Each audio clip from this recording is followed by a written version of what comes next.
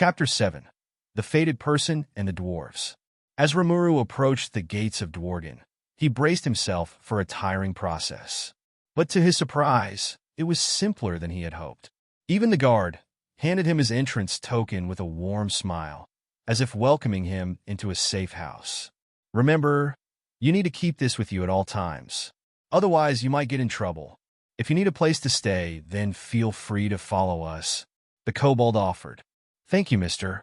But my dad has a friend in the city, so I will look for him, Rimuru replied, his voice sounding innocent as he waved goodbye to the kobold. Once inside, Rimuru wandered through Dwarden, pausing at various stores to examine their wares. Although he couldn't absorb the weapons and armor in plain sight, simply handling them allowed Sage to gather some data. Choosing not to purchase just yet, he decided he would only buy a piece if he wasn't able to get good help in the city. With no money at his disposal, Rimuru discreetly sold a small chunk of magisteel to a local smithy. He was careful to sell just enough to avoid drawing unwanted attention, yet enough to fund his immediate needs. With some money now in his bag, he made his way through the city, asking for the nearest library. Armed with some money, he then asked about the nearest library. To his delight, Dwarden housed a massive library brimming with an extensive array of books on various subjects, including the engineering and smithing manuals, architectural works, and even basic magic tutorials that he was specifically interested in. After paying for entry, Rimuru made the most of his visit. He ran his hand across every book he could reach, allowing Sage to consume and analyze the information instantaneously. The dwarven librarian raised an eyebrow at the peculiar sight of a child hurriedly touching every book, but since he caused no harm, she let it slide. By the time he left the library, Rimuru had acquired a wealth of information, enriching Sage's database significantly to the point she was already creating a new series of For Dummies books for when they returned. In addition, he had learned a few basic spells. Magic, Mold Earth has been learned. Magic, Fireball has been learned. Magic Gust has been learned. Magic, Beginning Analysis. Though simple, these spells laid the groundwork for Sage to deconstruct and potentially develop more advanced magical abilities. As Rimuru continued his exploration of Dwarden, a charming establishment named the Night Butterfly caught his eye. A place he remembered.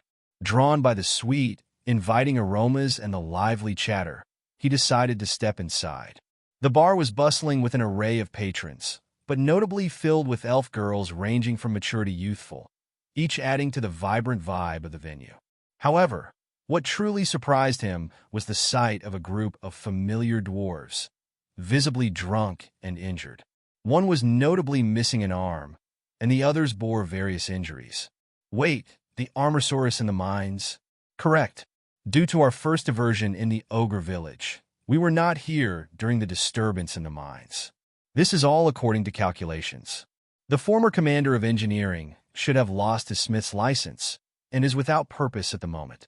He will follow if he can convince his companions, offer to heal them, and their loyalty will be ensured long enough to integrate them into your village. Damn, Sage, you are cold, Rimuru thought, appreciating her calculated moves. I like that. Understood. As Rimuru thought about how to approach them, a curious blonde elf approached him. A kid, she asked, her tone mixed with confusion and intrigue. Do you need something? Nodding, Rimuru pulled out a few coins from his pouch. I'm interested in a fortune-telling reading, and I'd like to buy a round of drinks for those gentlemen over there, he said, gesturing discreetly towards the drunk dwarves. The elves exchanged looks, their initial skepticism melting into amusement and curiosity. The blonde elf gently took Rimuru by the hand, guiding him to a table, while her darker-skinned companion prepared a crystal ball. So, what kind of fortune-telling do you want? Asked the darker-skinned elf. The blonde, sitting beside Rimuru, chimed in with enthusiasm as she heard the question. Oh, my favorite are the fated person readings. How about it, kid? Want to see who your fated person is? You are still young, so you have plenty of time to find her. After agreeing, Rimuru watched intently as the darker-skinned elf concentrated on the crystal ball. Gradually, an image began to form, the outline of a woman with twin buns and flowing hair emerging from the mist within. But before the vision could fully materialize, the crystal ball abruptly cracked, startling everyone present.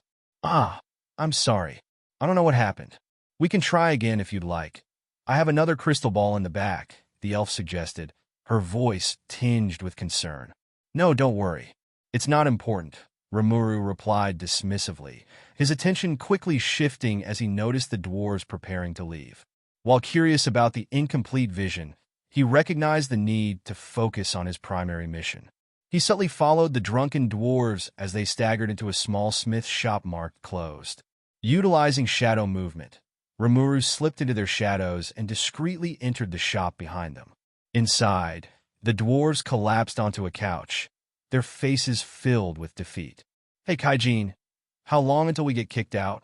One dwarf, Garm, asked with a heavy scar on his arm evident. About a week, Kaijin responded coldly. I might have to start working in the mines or worse under that bastard. No, I'd rather be in the mines. And what about MYRD? He needs to rest after losing his arm. Another dwarf, Dord, chimed in, concern lacing his voice. Waiting for the right moment under Sage's guidance, Rimuru briefly exited the house before knocking on the door. Who the hell is it at this hour? Kaijin grumbled as he staggered to the door, swinging it open to reveal a tall, blue-haired man with horns. With a sly smile, Rimuru introduced himself. Hello, I am Rimuru Tempest, the prophet sent by Veldora in order to save you. Rimuru spoke, his charming smile looking like that of a demon trying to buy their souls to Kaijin. In his drunken haze, Kaijin scoffed. I ain't falling for your tricks, demon. As he swung a punch, Rimuru swiftly countered with a splash of water to his face, instantly sobering him up. The splash of water was no ordinary water, but a full potion crafted by Sage from the Hippocute herbs found in Veldora's cave. Rimuru stepped inside the smithy. He noticed Kaijin's wary gaze. The dwarf's posture tensed, showing how ready he was to fight back if he tried anything suspicious. Listen, we don't want any trouble, Kaijin spoke, his voice edged with a mix of caution and defiance. Rimuru, unfazed, simply shook his head, a gesture both dismissive and reassuring. As I said, I am a prophet sent here to save you. With a graceful flick of his wrist, he produced several wooden cups filled with the potent potion and handed them to each of the drunken dwarves. One by one, as they drank, the dwarves felt an immediate soothing of their pains. Wounds healed miraculously, and in a breathtaking moment, Dord's missing arm regenerated, causing a collective gasp to ripple through the room. What? The room erupted into exclamations of disbelief and awe as each dwarf inspected their newly healed bodies, their eyes wide and mouths agape. Kaijin, now fully alert and sober, stared at Rimuru with a newfound respect mixed with a hint of fear.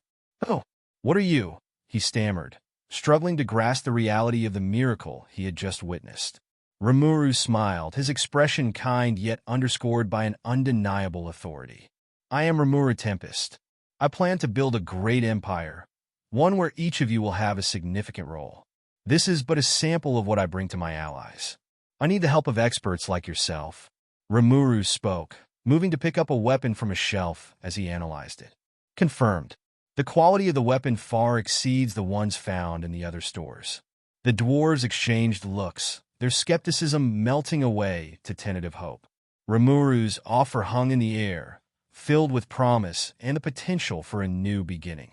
If you join me, Rimuru continued, his voice confident and persuasive, not only will you gain protection, but you'll also contribute to something greater than yourselves. I offer you a chance to reclaim your dignity and purpose. Kaijin exchanged a glance with his companions. The desperation of their situation, coupled with the miraculous healing they had just experienced, made the decision simpler. Dord, Garm, and Myrem all looked grateful, and they wanted to return the favor to their mysterious benefactor. After noticing their looks, Kaijin sighed. If he stayed here, he would end up working the mines with Vesta on his back and trying to ruin his life. On the other hand, he had a demon offering the world. Slowly, a sense of resolve settled over him, and he nodded, extending a hand toward Rimuru. If you can do all this, demon, he said with a hint of respect, then I believe you're our best chance at a better life. We're with you, Rimuru Tempest. Rimuru chuckled softly, his eyes glinting with both amusement and satisfaction as he shook Kaijin's hand firmly. It's a deal then, he replied with a confident smile. As their hands parted, he added, "Oh, and also, I am not a demon. I am a slime." Before the dwarves could dwell on the answer, Rimuru acted swiftly. He began to absorb everything within the smithy, using his unique abilities to consume all the tools, materials, and items that would be useful for their future endeavors. The dwarves watched in stunned silence as their once cluttered store was emptied in moments, leaving behind nothing but empty walls and floors. Kaijin, still processing the scene, scribbled a quick note and placed it by the door. It was a simple message announcing his departure from Dwargen and expressing his disdain for Vesta. A final goodbye, filled with a mix of resentment and relief. However, due to Rimuru's request, he didn't specify where he was going. The group paused at the city's edge, the dwarves casting long, lingering looks back at their home. The cityscape held memories of their past lives, now left behind for an uncertain but hopeful future. Rimuru, sensing their sadness, reassured them with gentle firmness. "Don't worry. You will be free to come and go as you please. But as long as you are working for me, I will make sure that all of you are properly paid for your troubles," he promised, giving the group some comfort and easing their hesitation. As the gates of Dwargen receded into the distance, the air around Rimuru and the dwarves grew tenser. The city had been their life, their identity, and stepping away from its protective walls was hard for them. However, Rimuru couldn't be happier. In and out, no fuss, got what I needed and more. Efficient and clean, he mused internally, thanking Sage for her careful preparation. He was tempted to spend a few more days exploring the city, but the longer he stayed, the more likely something would go wrong. He didn't want to be caught off guard before he even reached Demon Lord Seed levels of strength, so he would leave the vacations for later. "All right, are you all ready to meet the pups? They're going to take us back to my home. It should be a 3-day journey," Rimuru announced. Noticing the puzzled expressions on the dwarves' faces, he added, "They look scary, but I promise they don't bite."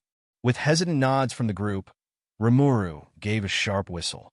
Instantly, 3 large wolves materialized from his shadow, each of them sitting down on the ground behind Rimuru as they bowed their heads. "Meet the pups. I'm taking Ranga here, but feel free to ride either Sparky or Daswufbud," he introduced, attempting to ease their fears. The dwarves all looked terrified, but seeing how Ranga's tail was wagging in happiness as Rimuru pet his head, they relaxed a little, taking careful steps before touching the fur of the other wolves, who responded with nothing more than curious glances. 2 dwarfs sat in each wolf before Rimuru added, "Oh, that's right. You will need seatbelts," he said as he pulled out some sticky thread and helped them be safely secured on the wolves. Jumping into Ranga's back, he turned back into a slime, drawing surprised looks from the dwarves. Yet before they could say anything, the Tempest wolves began to run, making all of them shout in fear. A/Shen. I am curious if anyone will be able to guess where I got the name Daswufbud from. It's a bit nonsensical, but it makes sense once you see the origin. Here's a hint. It comes from an animated show. Chapter 8, The Village Grows. For those interested in the kingdom building aspect, I hope you enjoy it. And for those who aren't, feel free to skip until the next part after it wasn't something I explored too much originally, but I really enjoyed writing this chapter, so there probably will be more like it here and there. Let me know what you think. Also, since I forgot to post images of Rimuru's Kijin form, here they are. I already added them to the chapter, but putting them here too for those who are caught up. After returning to his town, Rimuru wasted no time in organizing his resources to begin the kingdom-building process. He immediately delegated tasks to the dwarves. MYRD took charge of the construction crew, laying the foundation of what was to become a great city. Meanwhile, Dord and Garm worked with the ogres to enhance the town's clothing production, vital for both protection and daily life. However, the true architect of transformation was Kaijin. His dual expertise as a blacksmith and engineer proved invaluable. Kaijin not only fortified the town's infrastructure, but also worked alongside the Kijin blacksmiths, to forge weapons that were both art and armor. His role was crucial in turning the town into a flourishing stronghold. After consulting with the great sage, Rimuru also began to name some of the ogres who weren't focused on being warriors. Their evolution would help them excel in their fields. And since the main things they needed were clothing and weapons, he had named those. For the blacksmith department, he had assigned Kurobe as the leader, with countless other expert Kijin working under his supervision. After being named, he had awakened the skill researcher, a variation of great sage and predator, which allowed him to analyze, store, and transmute materials. As for his assistants, they had all been named after legendary swordsmiths: Masamune, Muramasa, Kanenabu, and Amakuni. On the other hand, the ogres also expanded their silk and clothing operations. They had captured several hell moths and silk spiders, creatures known for producing high-quality silk. Initially resistant, these creatures became cooperative and productive once named.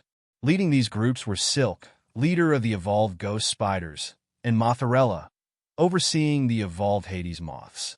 Both leaders possessed enhanced versions of the sticky threads and steel thread skills, significantly boosting silk production. Whenever Rimuru's wife wasn't busy helping him or her family, she would take on the role of leadership for the clothing manufacturing department. She was passionate about weaving, which drove her to create exquisite silk kimonos and clothing for Rimuru and the leaders of the town under him. Thanks to Silk and Mothorella, these were quite resilient pieces of clothing. With the foundational systems of his future empire now in place, Rimuru had initiated mandatory educational programs, an essential step towards enhancing the efficiency and capability of his subjects. Led by the most intellectually gifted Kijin, these classes aimed to elevate the basic literacy and numerical skills of the hobgoblins, who, despite their evolution from goblins, needed further education to perform their tasks effectively. Yoshida, the appointed leader of the educational department, had demonstrated exceptional dedication. Under his guidance, the hobgoblins were rapidly mastering the contents of the new For Dummies 2.0 series, a collection of books Sage had refined using the diverse books from the Dwarven library. This tailored curriculum was designed to accelerate the town's development by ensuring all workers had a fundamental understanding of construction and resource management principles. The impact of these educational efforts was tangible. The town's infrastructure was evolving from rudimentary shelters to structured buildings that promised more permanent and sophisticated facilities. The pace of construction had quickened, with teams efficiently collaborating on complex projects that were vital for the planned expansion. Simultaneously, Rimuru had not overlooked the need for a robust defense. He established a comprehensive training program for the town's warriors, overseen by Hakuro, a seasoned strategist and combatant. This school catered to both ogre warriors and hobgoblin wolf riders, focusing on tactical training and combat readiness. Hakuro's rigorous drills and strategic teachings were preparing them to protect and defend their community against any potential threats. Throughout these developments, Rimuru remained a central figure, and Sage's analytical approach ensured that each sector of his future empire functioned with precision and purpose. Their vision for a well-organized, self-sufficient, and defensible empire was slowly manifesting into reality. Analysis complete. Beginning replication. Transferring information. Transfer complete. Notice: Hazy-style sword arts have been learned. Beginning analysis of the sword arts. Analysis complete. Using knowledge in order to replicate sword arts found in memory. Error. The process could not be completed with the current data. Beginning analysis. Creating temporary variants as a sample size. Temporary variants have been generated. Activating black lightning. As Hakuro's blade descended towards Rimuru, the air crackled with the tension of the impending clash. Rimuru, now in his younger combat form, parried with precision, his blade meeting Hakuro's with a clang that resonated through the training ground. Despite the force behind the attack, Hakuro skillfully maintained his ground, his feet sliding back just inches.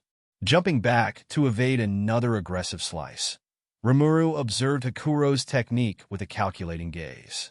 Hakuro chuckled, his voice echoing slightly in the cool air.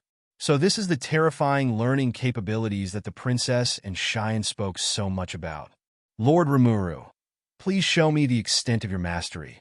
Rimuru's smile was a mix of confidence and readiness as he felt Sage's updates enhancing his movements. With a slight nod, he re-engaged, his form blurring into motion. In an instant, he reappeared beneath Hakuro, his blade sweeping upward in a swift arc. Hakuro narrowly dodged, the tip of the blade barely grazing his outfit. Then, as Rimuru's sword reached its peak, it buzzed ominously with electricity, then crashed downward to the ground like a bolt of lightning.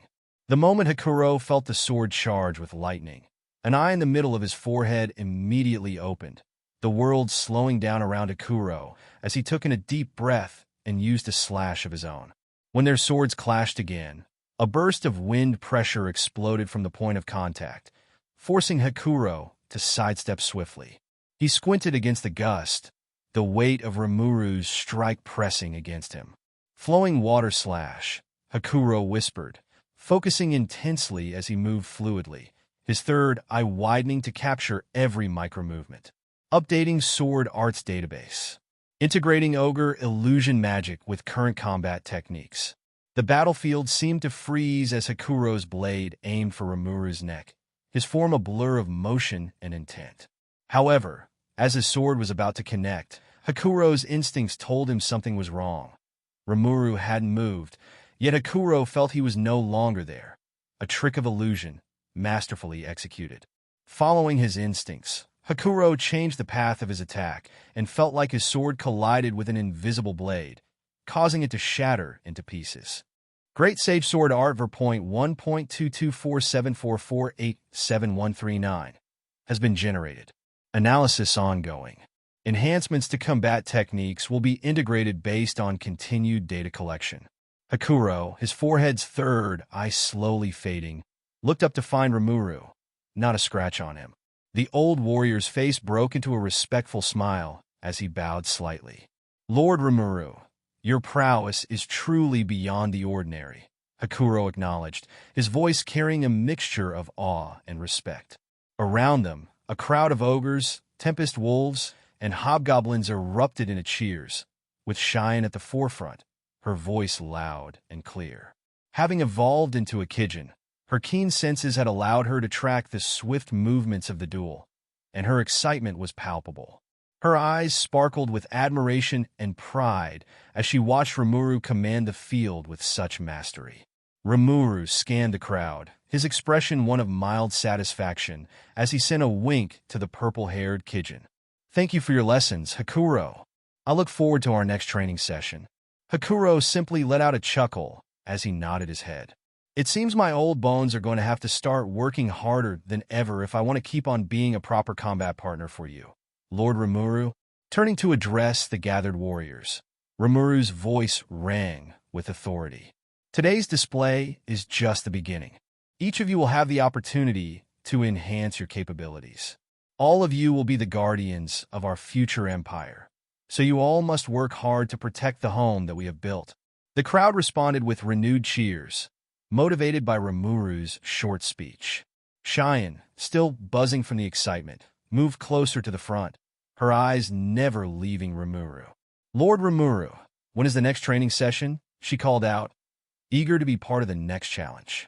Soon, Rimuru replied with a knowing smile before speaking to the group once again. Prepare yourselves. I expect the best, and I intend to ensure each of you becomes just that. Once the training session concluded, Rimuru carefully restored Hakuro's blade with the help of Sage, restoring its pristine condition.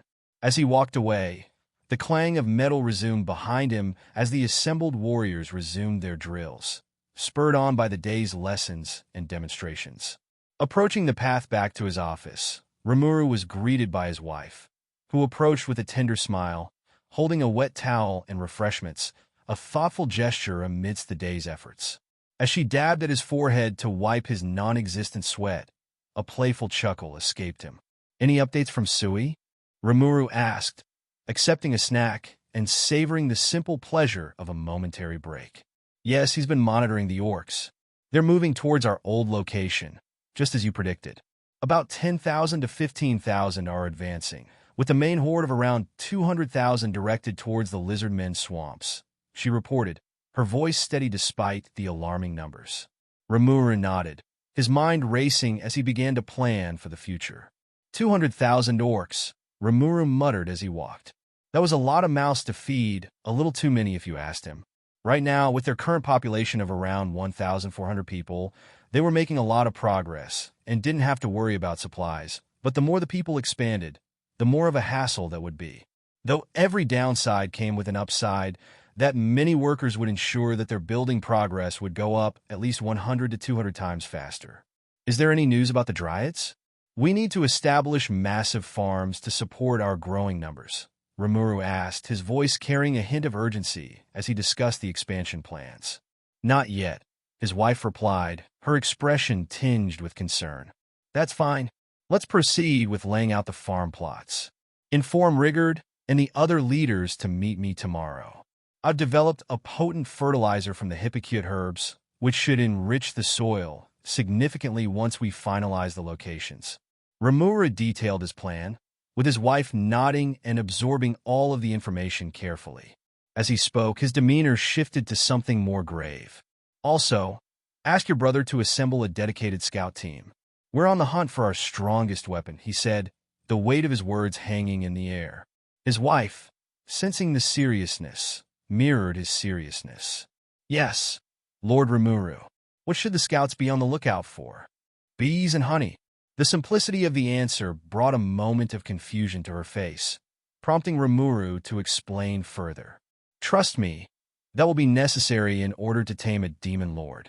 They have a weakness for sweets, so if we manage to obtain the honey, we will have a demon lord on our side. If anything, we need to start a cooking department dedicated to creating the most delicious foods. Her eyes lit up with understanding and determination. I see. I'll inform him to send scouts immediately and ensure they understand the importance of their mission. Before they could continue, Ranga suddenly popped out of the shadows. Master, we have found the group you were waiting for. The masked person is currently running from a pack of ants while Sir Barksalot watches over them, ready to jump in if they need the help. With a nod, Rimuru gave a quick kiss to his wife before hopping on Ranga's back. Let's go, Pop. Chapter 9. The Conqueror of Flames. As they maneuvered through the forest, Shizu and her group were troubled by relentless attacks from a swarm of giant ants. At the moment, Shizu was debating in her head whether or not she should use her fire skills. She was already starting to become unstable, and Ifrit inside of her was fighting for control as hard as he could. One more slip-up and she would lose to him. Since she could feel herself dying, she decided to go on one final desperate mission. It was a last-ditch effort to find a way to cure her students, otherworlders like her who were snatched away as children. The burden of awakening skills was too big for kids, so that meant that they probably would not make it to adulthood unless a miracle or curse fell upon them. For her, the curse was Ifrit, placed inside of her by the demon lord who had brought her to this world, Leon Cromwell. A man for whom she had nothing but spite. As she ran, she suddenly saw a large wolf with pitch-black fur jump in their direction. This is it, isn't it? She muttered as she grabbed her sword, preparing to unleash her flames. However, she froze as she heard the young voice of the person riding the wolf shouting. Yeehaw! Rimuru shouted as he launched countless threads in all directions, capturing all the ants. Howdy, you look like you were in a bit of a pickle, he added, putting on a southern accent. He didn't want to kill the ants since they could be useful workers in the future, so he would send a Tempest wolf to follow them in their shadow until they returned to their nest, after which he would name the queen and add her to his village. He already had the perfect name, Marie Antoinette. Well, maybe it was still a work in progress. It was already hard enough to come up with serious names. As the group of adventurers froze, seeing this strange child riding a wolf, Shizu couldn't help but snort a little. She held back her laughter while the rest of the group around her stood in amazement. Notice, the subject Shizue Izawa has been analyzed. The estimate for her time until collapse is 4 hours, 37 minutes, and 50 seconds. Jumping down from Ranga, he gave a small vow to them before introducing himself. I am Rimuru Tempest, welcome to my forest." The group of adventurers exchanged confused looks before the blonde girl stepped forward. "Hello, Ellen here. These two are Kavul and Jido. Thanks for saving us," she managed, her gaze darting between Rimuru and the gigantic wolf, Ranga.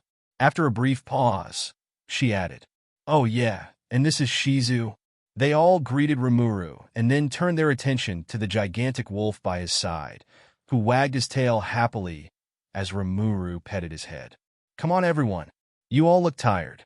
We've got food and accommodations back at my town. It's still a work in progress, but it has its charm," Rimuru said with a welcoming smile, leading the group towards his town. He had chosen to walk around in his combat mode to meet the group since it was both more friendly and nicer to move around in.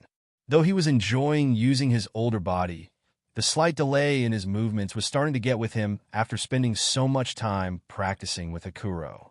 He just had to keep telling himself that once he ate more, he would grow more, so it was only a matter of time until his older form became his combat form. The adventurers exchanged a few looks as they began to ask countless questions, from who he was to how he had tamed the wolf. After giving a mental apology to the dragon in his stomach, he answered with the lie he had begun his life with. "I am Veldora's prophet." Hopefully, the lie wouldn't come to bite him in the ass when he ran out of future knowledge, but he hoped that by then he would be strong enough to play stupid and get away with it. In the worst-case scenario, he already had an excuse set up. Who knows, maybe I will awaken an actual prophet skill in the future. "What do you think, Sage?" Rimuru mused internally. The probability of obtaining a time-related skill is currently set at 0.0000004305090080379. Sage answered with her usual monotone voice. "I like those odds." Rimuru chuckled to himself, just as Kavul's voice cut through his thoughts. "Wait, Veldora? Like the storm dragon? Veldora? The one who was supposed to be trapped in a cave, Veldora?" Kavul asked, wide-eyed with surprise. "Do you know what happened to him?" "We spent 2 weeks in that stupid cave and didn't find anything." Ellen jumped in, her curiosity evident. The barrage of questions continued until Rimuru decided to give them a straightforward answer. "Veldora is gone, but he will be back. The forest of Jura is still under his protection. Don't worry, I'll make sure he doesn't go around causing a mess. But remember, I can only hold him back if no one attacks him or his people first. So inform that guild master of yours to spread the word that Jura is still off-limits." As they arrived in the town, the group of adventurers got distracted by the countless monsters running around in harmony, which gave Shizu a chance to pull Rimuru away to ask him a question in private. She had been curious ever since she heard his title as a prophet, so after hesitating a moment, she asked, "Rimuru, do you know what I am looking for?" she asked, a trace of hope in her voice.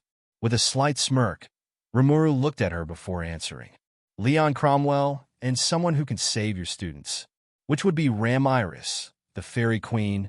Shizu was taken aback, excitement and confusion mixing in her voice as she continued. "So does that mean that I dash?" she began before being interrupted by him. "No, you die. In fact, you're going to die in about 3.5 hours. Ifra will take control of your body," Rimuru stated plainly. "That?" Shizu faltered, the weight of his words sinking in. She knew she was close to death, but hearing it so bluntly was jarring. "So I fail?" "Huh," she muttered, surprisingly calm. "I should probably leave then, before I die. I don't want to hurt anyone," Shizu said, turning to walk away, but Rimuru stopped her. "I promise you won't hurt anyone. Just follow me." Shizu followed Rimuru, curiosity and resignation blending in her heart. They arrived at his office, where a black mist surrounded him, transforming him into an adult Kijin. He sat down as an ogre served tea to both of them. "I prefer to discuss important things like this," Rimuru spoke, his tone more serious and authoritative. Shizu looked at him with some surprise at his sudden change, but after a moment, she decided to simply accept it. After all, magic and unique skills were something that existed. After a few moments of silence, Shizu let out a bitter chuckle. "You know, it's kind of funny. To tell you the truth, I have nothing but spite for this world. When you told me I was going to die, I felt relieved. I can't bring myself to hate it, but I still spite it. Both the world and the man who brought me to it. The only thing that kept me going were my students. So, Rimuru, you want me to take care of your students? He finished for her, causing her to nod. Yes. I don't know if there is anything I can do to repay you, but wouldn't you rather take care of your students yourself? Teach Leon a lesson with your own hands? Rimuru asked, a smile appearing on his face as he extended his hand towards her. Shizu hesitated for a moment, lowering her head before admitting, I'm tired. I'm old. I'm honestly fine with dying if I know my students will be safe. I don't know what you have planned, but... She reached for her mask, carefully moving it to the side to reveal her face while still suppressing Ifrit. She was beautiful, even with the small burn scars that covered the bottom left side of her face. Her eyes looked tired, as if she had been fighting for countless years. Though she had a smile, it was tinged with resignation.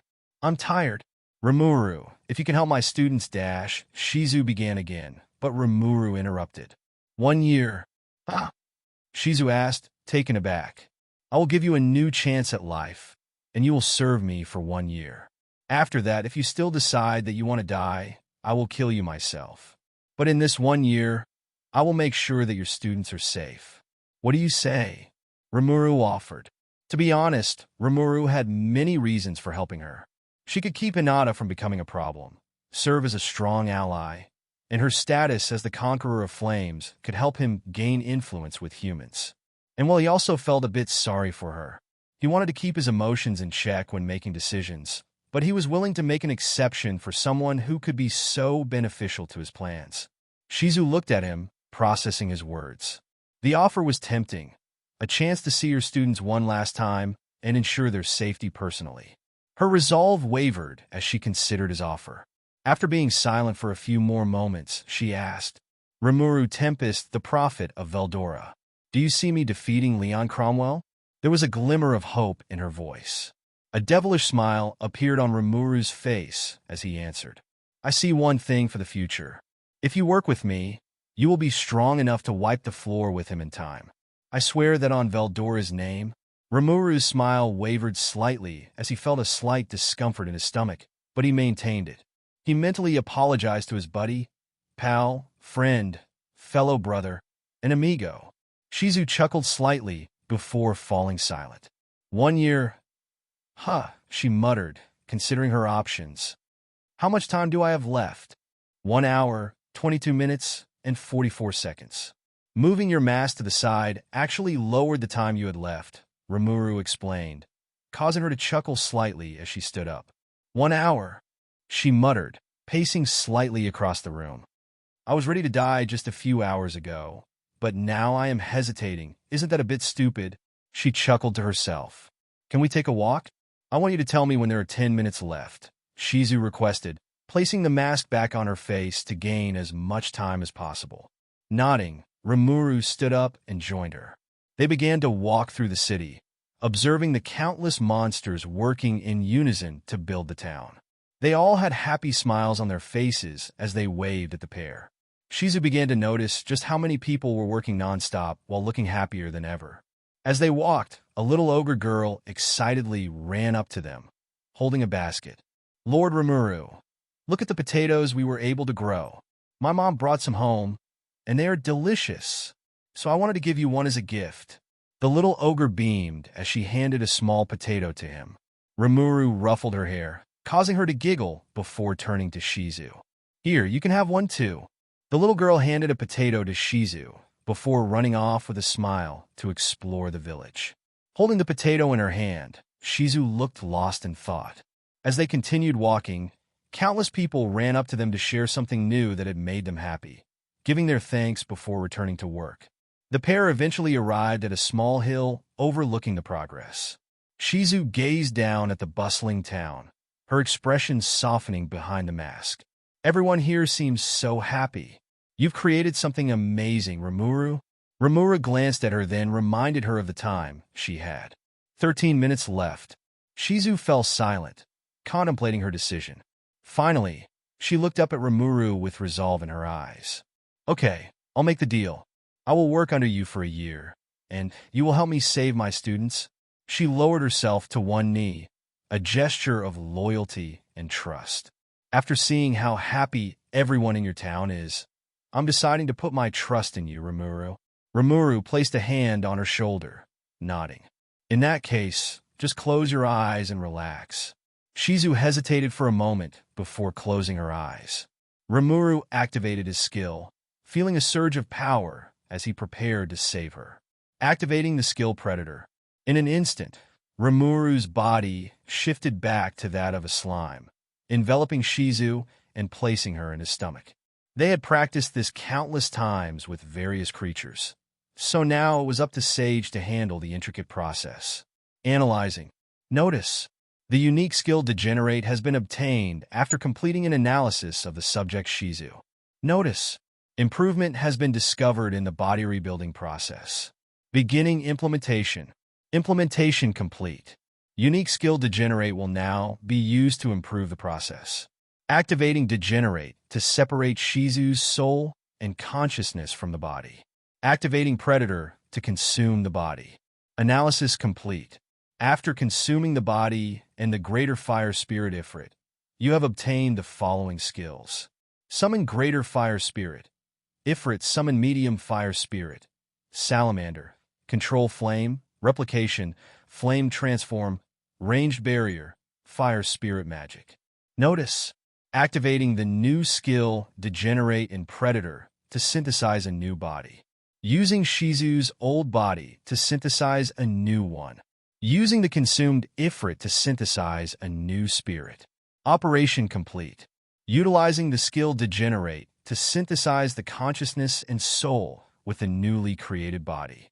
In the next moment, Rimuru felt his form return to that of a slime before spitting out Shizu's unconscious body. She was naked, revealing her beautiful body.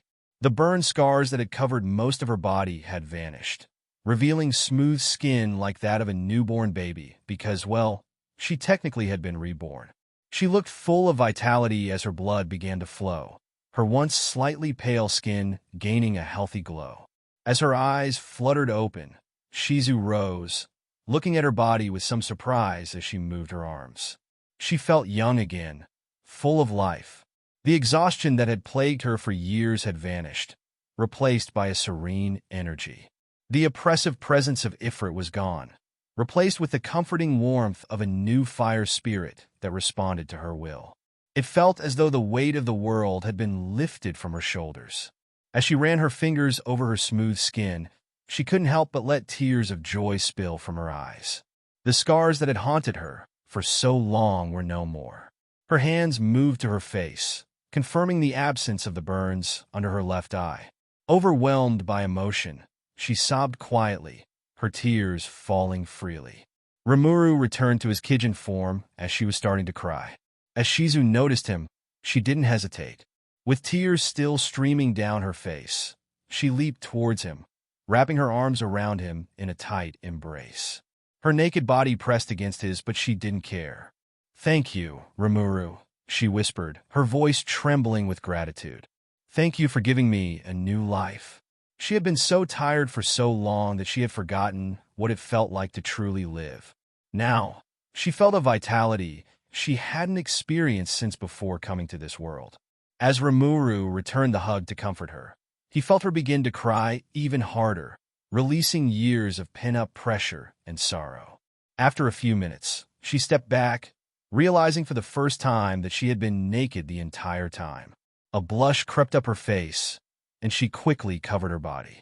Suddenly, she felt the soft touch of a silk kimono land on her. She quickly put it on, hiding her embarrassment by looking away. Instinctively, she reached for a mask to cover her face, but realizing it wasn't there, she turned to meet Rimuru's gaze. "Welcome back, Shizu-Izuha," Rimuru said, before suddenly collapsing and reverting into his slime form, entering sleep mode for the first time since he had been reborn. Shizu stood there, stunned. She had become a magic born the moment she fused with Ifrit countless years ago, and now, being reborn, her old name no longer applied. With this simple act, Rimuru had named her again, reaffirming her identity as Shizu and creating an unbreakable bond between them. Rimuru, she shouted as she saw him collapse, hesitating for a moment as she looked at the small slime. Rimuru? In her heart, she could feel the connection to him, a clear indication that the slime was indeed Rimuru. It was strange, but after another second of hesitation, she picked him up, cradling him carefully yet affectionately. Holding Rimuru, Shizu felt a profound sense of relief and hope. The connection between them was strong and comforting. She realized that not only had Rimuru saved her when she had given up in life, but he had also given her a new purpose. As she looked around the bustling town from the small hill, Shizu felt a renewed sense of determination.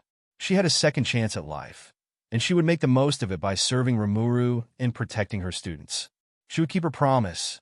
Gently cradling the slime form of Rimuru, she made her way back to the town. The sun had fully set by now, casting a tranquil glow over the settlement. The sight of the happy, industrious residents filled her with a sense of belonging she hadn't felt in a long time.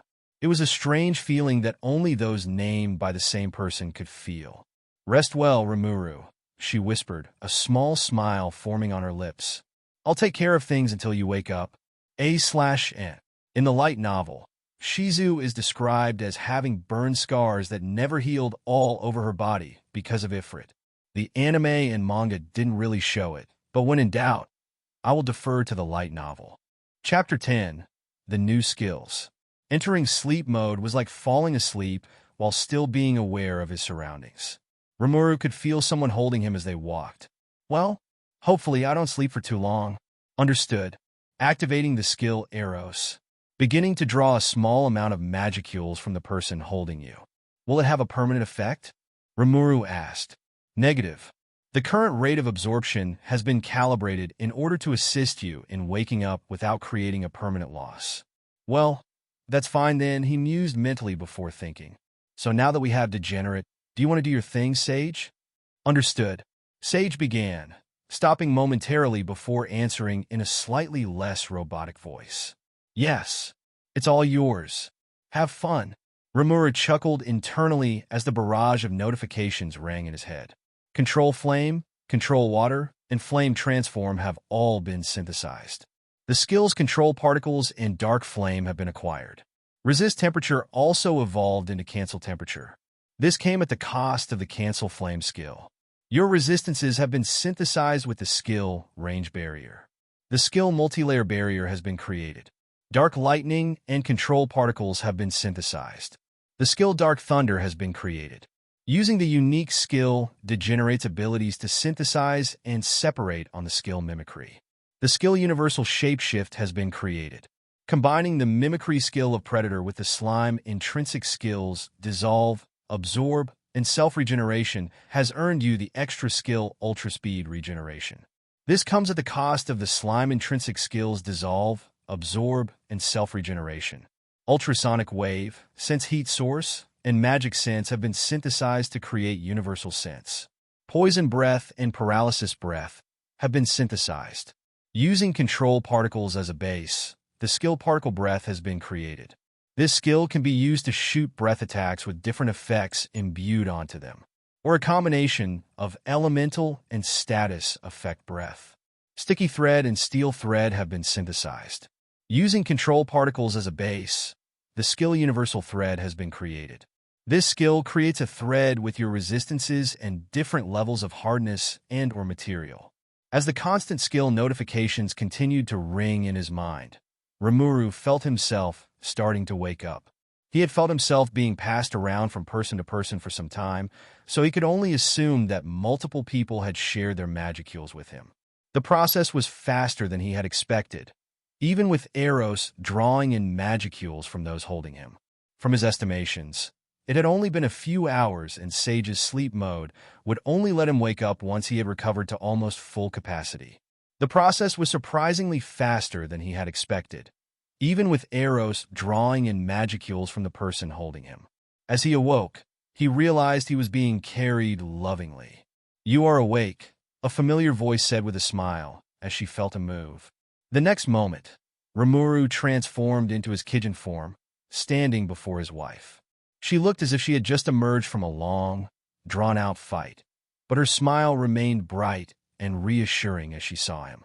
She was kneeling on the ground, too tired to stand up. Seeing her, Rimuru couldn't help but smile as he knelt down next to her, carefully brushing her hair aside to look her in the eyes. Thanks to her, he had almost recovered to full strength. Thank you for taking care of me, Shuna Tempest. Now that he had copied Degenerate, he was free to name those he had held off naming, starting with his wife. Shuna's eyes widened slightly before a radiant smile spread across her face. Thank you, Rimuru. But it wasn't just me. It was also thanks to Shizu and Cheyenne, she said, moving closer to embrace him. They both worked really hard to try to wake you back up. Poor Cheyenne almost collapsed until your skill stopped working on her. Chuckling slightly, Rimuru nodded his head as he activated Eros Invigorate as he held her to try to return some of the energy. And as she felt the familiar soothing warmth, Shuna drew closer, closing her eyes as she spoke. Cheyenne is a good guard. She would have let you take all of her magicules, even if it had taken her life. Take care of her? Okay. Shuna asked, her voice becoming softer as she fell asleep, the exhaustion finally catching up to her. Holding her as she slept, Rimuru couldn't help but chuckle slightly as he picked her up and placed her gently in their bed. As he laid her down, he noticed her body beginning to glow slightly, and the evolution process started to take place. Rimuru wanted to continue to give her magicules through Invigorate, but Sage warned him not to mess with the evolution process too much.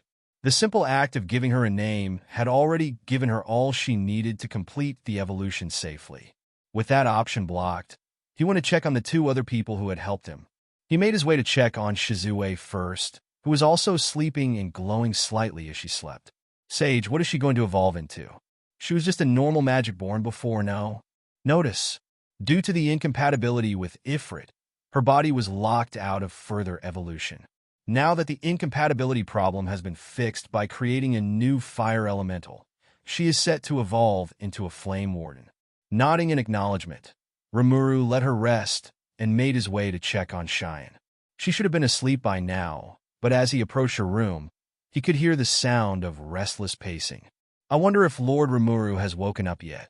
She muttered to herself, worry evident in her tired eyes as she gazed out the window towards his house.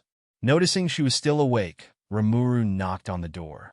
When she opened it, her eyes lit up with relief, and she launched herself at him, wrapping him in a tight hug. Lord Rimuru, you're awake. You usually give out names so casually that I was really scared when I heard you had lost consciousness, Cheyenne exclaimed, her grip almost bone-crushingly tight. Eros has been activated.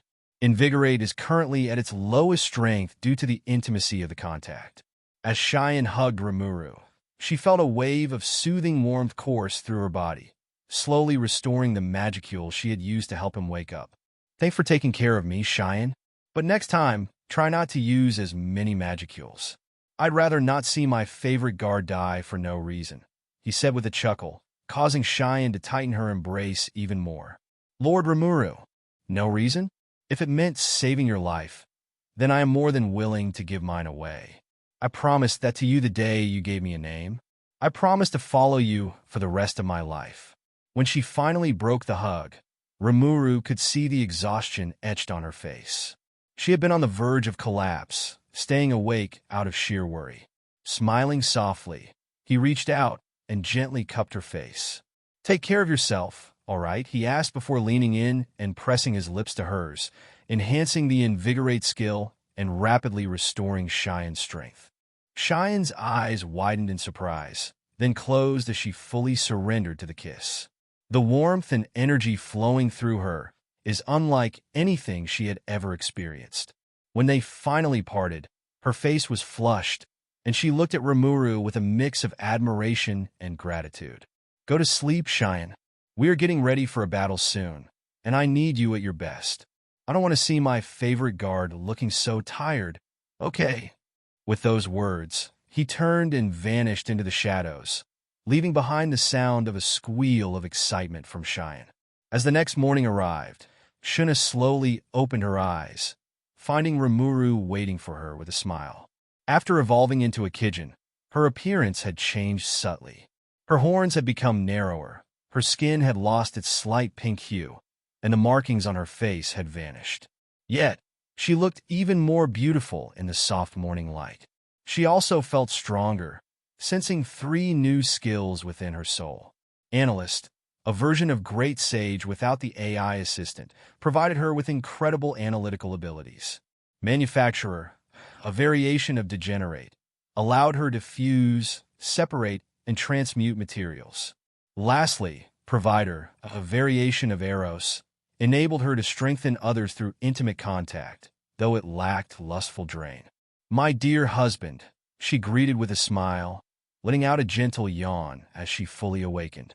"Morning, my lovely wife, or should I call you sleepyhead?" Rimuru chuckled, giving her a quick kiss, feeling the soothing warmth of Provider for the first time. As she moved to hug him, both Eros and Provider activated, creating a pleasant loop of energy coursing between them. "You know, I might get a bit clingy if it feels this nice to hug you," Rimuru joked, causing Shuna to laugh softly as she tightens her embrace. "Now you know how I feel? I can't help but want to keep you all to myself sometimes. Even though you will probably get more wives in the future," she sighed before bringing him in for another kiss. Eros intensified the moment their lips touched, causing her to smile as the familiar energy coursed through her.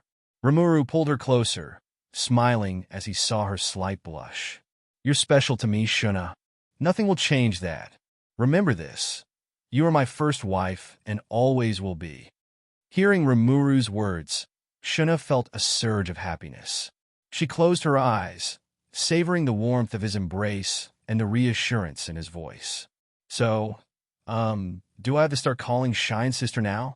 Shuna asked somewhat awkwardly, earning a chuckle from Rimuru. "No, not yet," he said with a teasing smile, causing her to roll her eyes with a slight smile. After a few moments, she gave him another quick kiss before sitting back, her expression turning serious yet endearing. "Now let's get to work. We have an empire to build." Walking with Shuna by his side, Rimuru called forth both her father and brother to give them their names. He named her brother Benimaru and then her father Mamoru. The two of them knelt down, vowing their loyalty to Rimuru once again. Next, he named 2 warriors who served directly under Benimaru. Afterward, Sage's alarm warned him that he was low on magicules, so he had to stop for the day. However, he still called for the rest of his representatives to gather for Sui's report. Shuna stood to his right, while Cheyenne stood to his left, both of them guarding him as he spoke to the group. Among them was Shizu, whose appearance hadn't changed much with her evolution, but her aura was noticeably stronger. She had wanted to meet with Rimuru once she woke up, but by the time she found him, he had already called for the meeting. 13,490 orcs are heading towards where our previous village was, Sui reported, his voice steady. Leading them is a tall and burly man wearing the outfit of a jester and a mask that covers his entire face. The mask has an angry expression, and the magicules he gives off are quite strong. As Sui spoke, he used thought communication to share the images of what he saw. Shizue let out a surprised gasp before speaking up. "I have seen him before. One time, when I went to visit the headquarters, I saw him and a young girl wearing a sad mask meeting with Yuki. He said that they were just mercenaries looking for work." Shizue's expression grew thoughtful as she added, "Whoever is behind the orc invasion must be loaded with money because from what I heard after investigating them, they are quite expensive to hire." Rimuru thought for a moment, analyzing the situation. That must have been footmen. If possible, he would like to avoid getting the attention of the Harlequin Alliance so quickly, but it seemed they might be crossing paths sooner than he hoped. Either way, even if he were only saving a few weeks without catching their attention, any window to catch them off guard would be good. It would be a hassle if they stepped in during their attack on the Orc Lord, but they wouldn't throw away their lives for gel mud. That much is clear. Sage, what are the odds that Footman leaves when he doesn't see the ogre village and leaves the army of orcs behind? The odds using the information stored is about 89.278981%. Nodding slightly to himself, Rimuru turned his attention to the people in front of him, his voice serious and commanding. "All right, listen up. We need to destroy the army of orcs headed toward your old village. We need to beat them in order to get the most out of the Orc Lord invasion. However, we need the bodies to remain mostly full. That means we can't burn them to ashes. Rimuru began, getting nods of acknowledgement from the representatives. The best weapon we have right now is information, so I want to limit how much the enemy gets. Sui, I need you and your team to keep an eye on the masked man, Footman. Monitor his movements and report back if anything changes. Understood, Lord Rimuru. I will make sure my people keep an eye on him. Sui nodded with a serious expression. Good, but make sure not to catch his attention. He continued before turning to Benimaru. I need you to prepare our forces. Once we have our opening, we will strike them hard and fast. The more bodies that remain intact, the better. I will make the necessary preparations. We will be ready. Benimaru bowed as he agreed. One after the other, Rimuru began to give commands to the representatives as they all began to prepare for their attack on the orc army. In theory, Rimuru could move and finish them all himself, but that would be an unnecessary hassle. He wanted to keep the bodies somewhat intact, so it would take way more effort than just exploding them all with dark thunder or blasting them with dark flames. He had built an army of ogres, Kijin, hobgoblins, and tempest wolves, and he wouldn't let them all sit back and enjoy the show while he worked hard. Delegation, after all, was his motto. Chapter 11.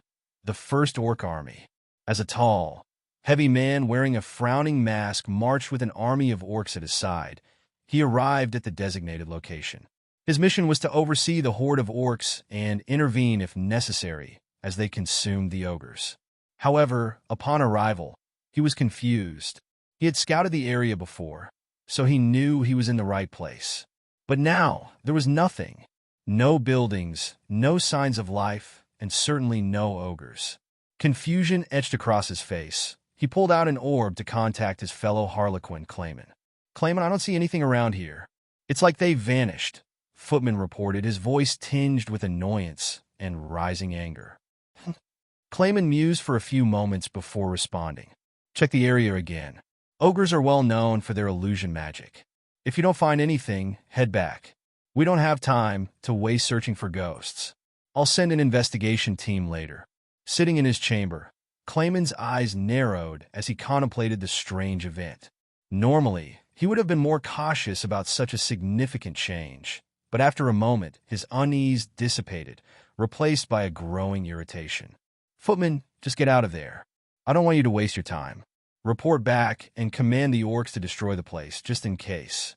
If they don't find anything, they should start making their way to the Lizardman swamps. Footman shrugged slightly before casting one last look at the empty field and then disappearing. If Clayman, the so-called smartest among them, didn't care, then why should he? Unbeknownst to them, in the shadows, a blue-haired Kijin watched closely. He signaled his group of spies to inform Rimuru.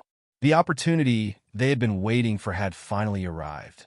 The majority of Sui's subordinates had gained the shadow motion skill, allowing them to swiftly transport the battle force to the old spot of the ogre village in short bursts of speed, since the normal warriors would only be able to move in the shadows as long as they could hold their breath.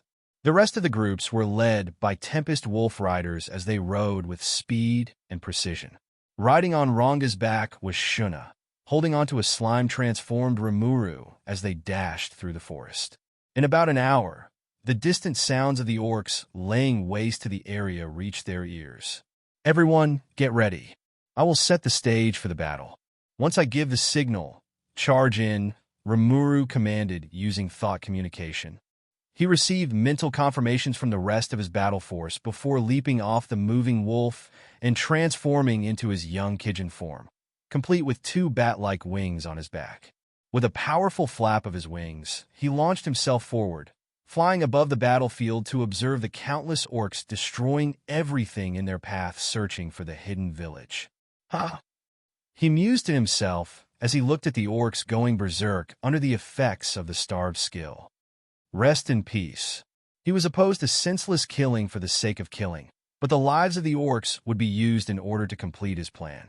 Their lives in exchange for the safety of the rest of the orcs. With that, he emptied out his reserves of water, creating a gigantic wave that came crashing down on the orcs, coating the entire battlefield in water and turning the once hard dirt into soft, malleable mud. The sudden tidal wave stunned the orcs, who looked up in confusion to see a small child raising his hand once again.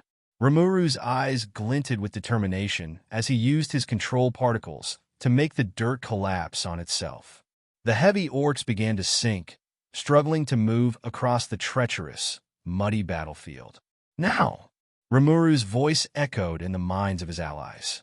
From the shadows and the edges of the forest, Sui's subordinates and the Tempest Wolf riders charged in with ferocity.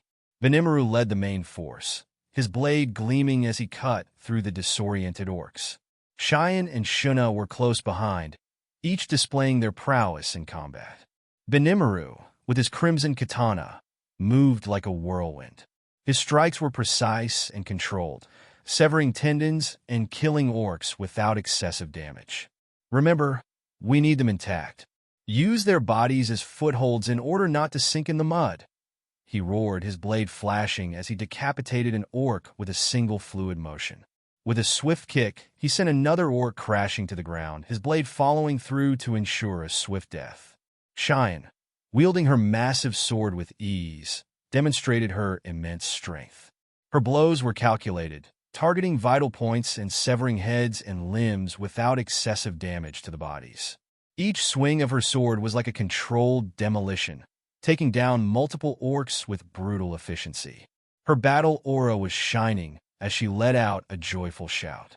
"For Lord Rimuru," she shouted, her voice echoing across the battlefield as she brought down her weapon on a group of advancing orcs, their bodies crumpling lifelessly to the ground. Sui and his subordinates moved like shadows, appearing and disappearing with lethal grace. Their shadow motion skill allowed them to strike from the darkness, targeting the orcs' vital points with deadly accuracy. Sui himself was a blur, his daggers flashing as he slit throats and pierced hearts with surgical precision. "Strike fast, leave no survivors unmarked," he commanded, his voice calm and deadly as he dispatched an orc with a flick of his wrist, slicing him using the countless threads from his fingers.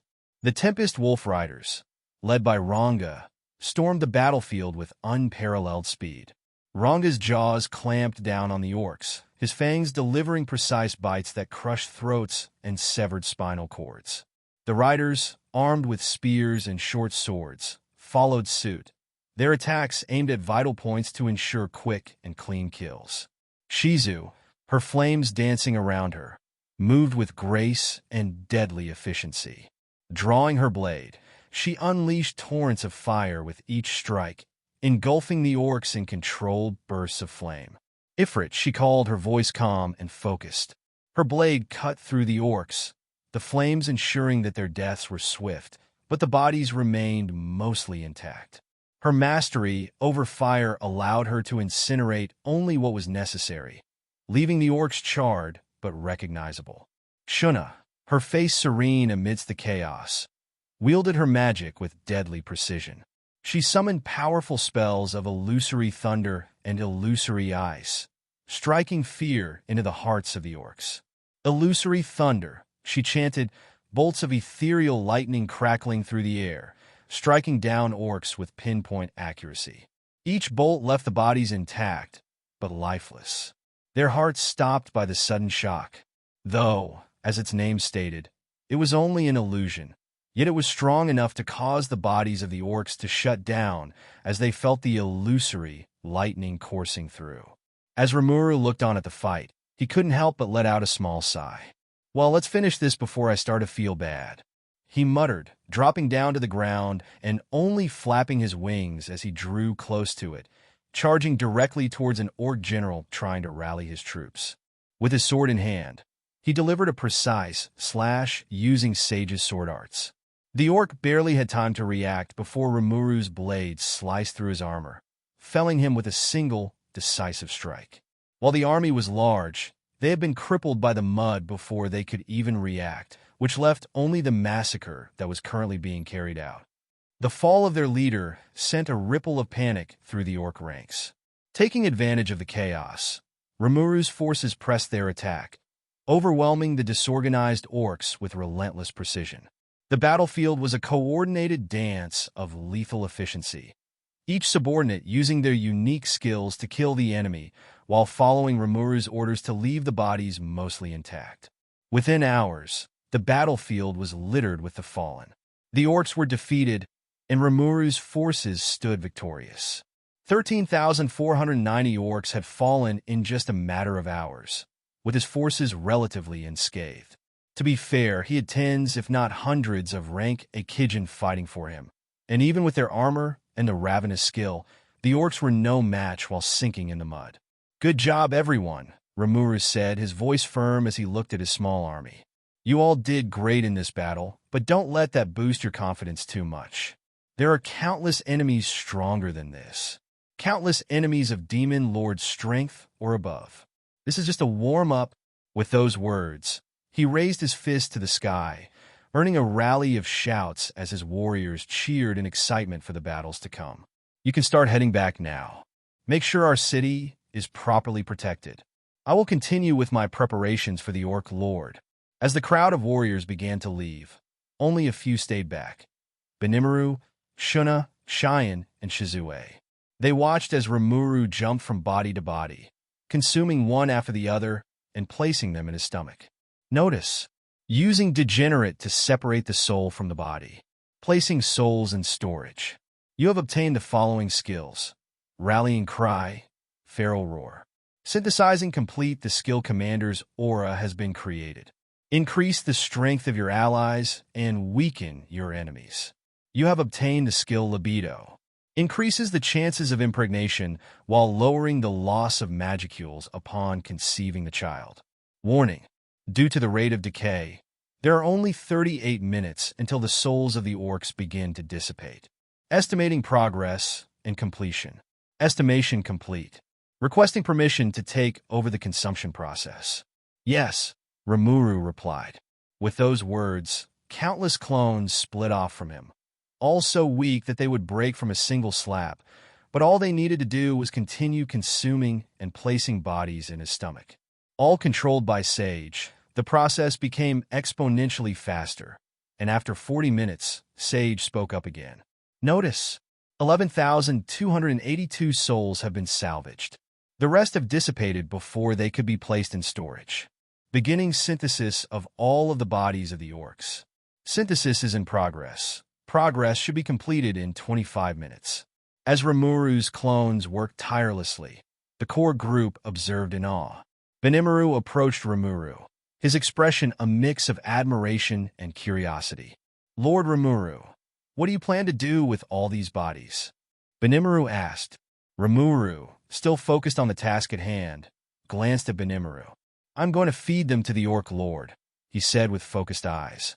Sage had calculated the approximate magicules needed in order to evolve the Orc Lord, and with the bodies in his stomach, they should be more than enough.